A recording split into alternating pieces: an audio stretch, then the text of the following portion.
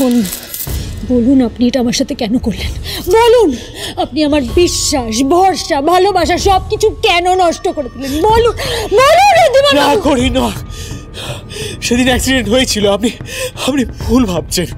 সেদিন অ্যাক্সিডেন্ট হয়েছিল কিন্তু কারোর তেমন কোনো বড় ক্ষতি হয়নি। লজ্জা করছে না? আপনার লজ্জা করছে না? আপনি কোন মুখে বলছেন কোনো ক্ষতি হয়নি? একটা মানুষকে পিষে মেরে দেওয়ার পর আপনি বলছেন তার কোনো ক্ষতি হয়নি? আপনার জন্য আমাদের গোটা পরিবার এক রাতের মধ্যে রাস্তায় গিয়ে দাঁড়ান। আমার জেঠিমা, আমার দাদা স্বামীকে হারিয়ে, বাবাকে হারিয়ে কি করবে কিছু বুঝতে পারেনি ঋদ্ধিমান বাবু। আপনি এত অবলীলায় কি করে বলে দেন যে কারোর কোনো ক্ষতি হয়নি? আমার জেঠু আমার ভগবান ছিল, আমার গুরু। আমি জেঠুকে পৃথিবীতে সব থেকে বেশি ভালোবাসতাম ঋদ্ধিমান বাবু, আপনি তাকে কেড়ে নিয়েছেন।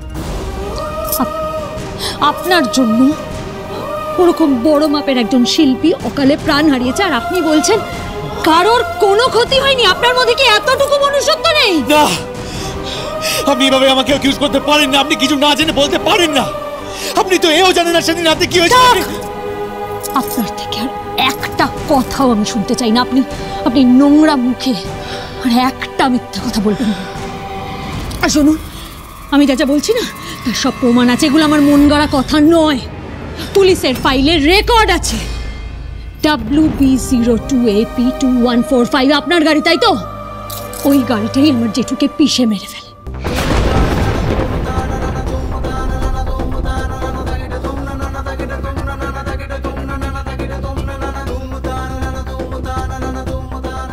কি হলো, এবার মনে পড়েছে নাকি আরো ব্যাখ্যা চাই আপনার?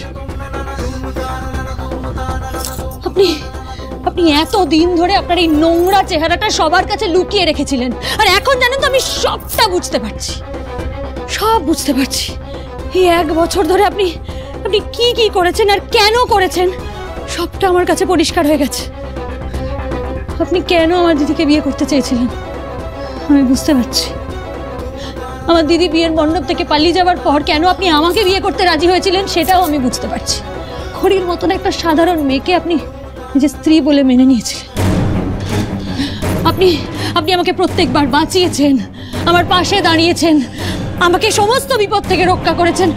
আপনার কোম্পানিতে আমাকে চাকরি দিয়েছেন, আমাকে কলেজে ভর্তি করেছেন, আর এই সবটা করেছেন আপনি নিজের অপরাধ ঢাকার জন্য। আপনি কম্পেনসেট করতে চেয়েছেন আমাদেরকে, দয়া করে আপনি নিজের অপরাধ বোধ কমাতে চেয়েছেন। প্রতি মুহূর্তে আপনি আমার সাথে একটা নোংরা খেলা খেলে গেছেন। না করি।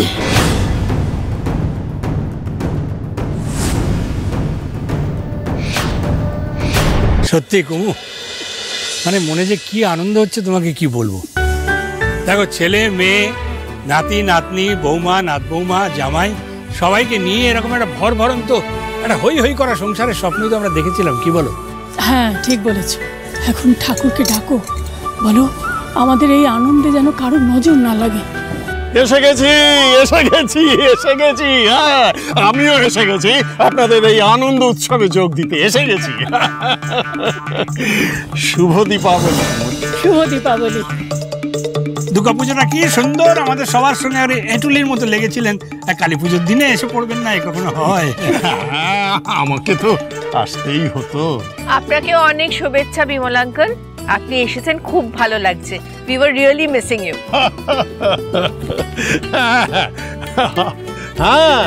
হ্যাঁ, আমিও তো ভীষণ মিস করছিলাম তোমাদের সকলকে। মিস আর করতে দিলেন কোথায়? আর তাছাড়া দেখো, তোমাদের এই বাড়ির 2 সদস্যের প্রতি আমার যে অবদান, আমার যে কন্ট্রিবিউশন তাদের জীবনে, সেটা তো ভুলবার নয়। কার জীবনে কার অবদান? ও মা, কেন তোমার দাদু ঠাম্মির জীবনে? আরে আমি এখানে না এলে তোমার দাদু ঠাম্মি কি তাদের আবার সেই পুরনো প্রেমটা এরকম ভাবে ফিরে পেত? বলো। এতক্ষণে একটা ঠিক কথা বলেছেন আপনি। সত্যি, আপনি না এলে আমি তো বুঝতেই পারতাম না যে আমার গিন্নির চোখে আমি এখনো হিরো। কি বলো কুমু? পরে কথা বলবেন, দাদু আমার সাথে এসো। হ্যাঁ, সাপবাজিটা পুরো সাপের মতন পাকিয়ে উঠেছে। দাদু ভাই, ওটা বলতে নেই সন্ধ্যেবেলায়, বলো লতা। আচ্ছা ঠিক আছে, চলো লতাবাজি দেখ। চলো চলো চলো চলো দেখি, চলো এসো এসো এসো।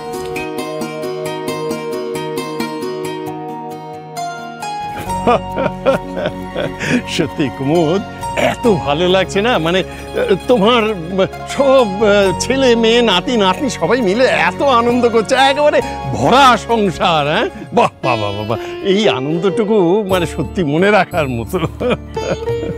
এতদিন ধরে আমাদের পরিবারের সবাইকে একসাথে নিয়ে এইরকম ভরা সংসারই তো আমি দেখতে চেয়েছিলাম।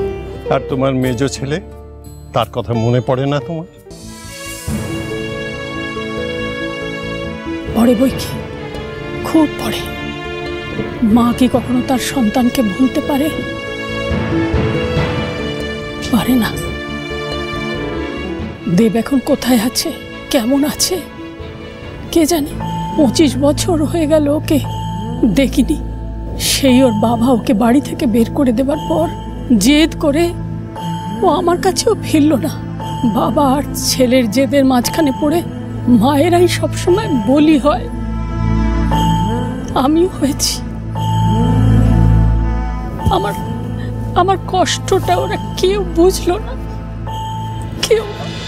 খেলা জমে উঠেছে, এদিকে শ্যামা পোকারা আবার খেলা জমিয়ে তুলেছে, আর ওদিকে খড়ি আর ঋদ্ধির মধ্যে জ্বলে উঠেছে দিওয়ালির আগুন।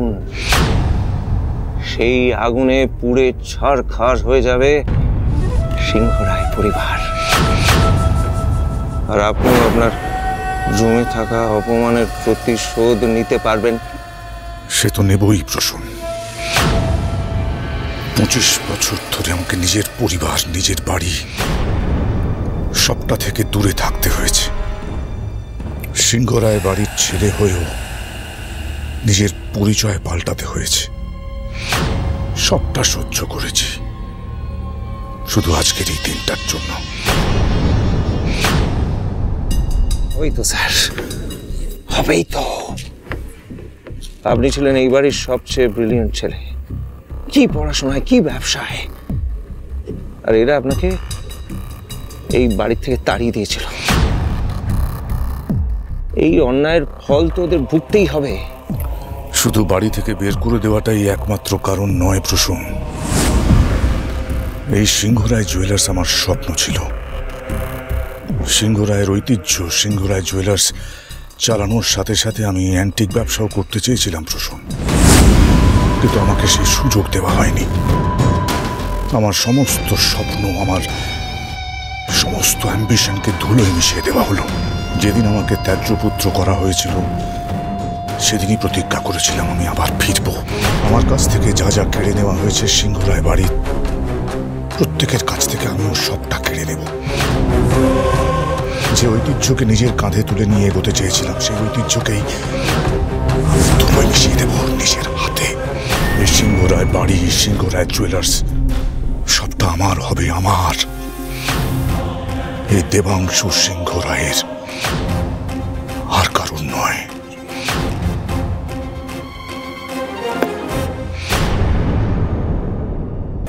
দেখো দাদু, তরকারিটা কতক্ষণ ঘুরলো। আমি আর একটা জ্বালাবো।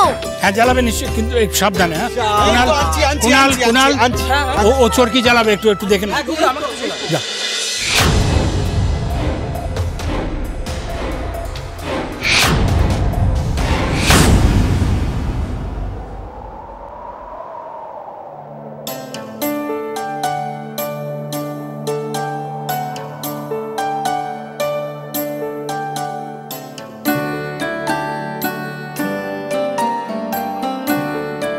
আমার কেমন যেন মনে হলো ওদিকে কেউ ছিল।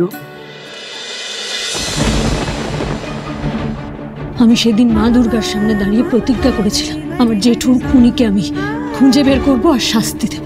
আপনার কথা শুনে আমার মনে হয়েছিল এই লড়াই আপনি আমার পাশে আছেন, এই লড়াই আপনি আমার সবচেয়ে বড় শত্রু। আমি দুঃস্বপ্নেও ভাবতে পারিনি আপনি আমার বিরুদ্ধে দাঁড়িয়ে আছেন। এই লড়াইটা আমাকে আপনার বিরুদ্ধে লড়তে হবে, এটা আমি দুঃস্বপ্নে ভাবতে পারিনি। কিন্তু যে কথা আমি দিয়েছি সে কথা আমি রাখবো। প্রয়োজন পড়লে নিজের স্বামী, নিজের পরিবার সবার বিরুদ্ধে লড়ব আমি। আমার জেঠুকে যে আমার থেকে কেড়ে নিয়েছে তাকে এবার শাস্তি পেতেই হবে ঋদ্ধ ব্যানার্জি। দাঁড়ান, আমার কথাটাই খবর একদম আমাকে ছড়েন না। আজ এই মুহূর্ত থেকে আপনার সাথে আমার সমস্ত সম্পর্ক শেষ।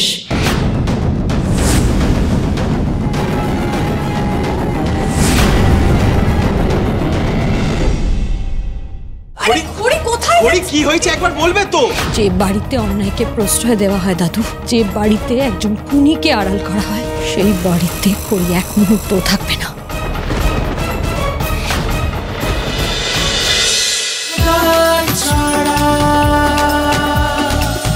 চলো চলো চলো চলো চলো পাল্টাই।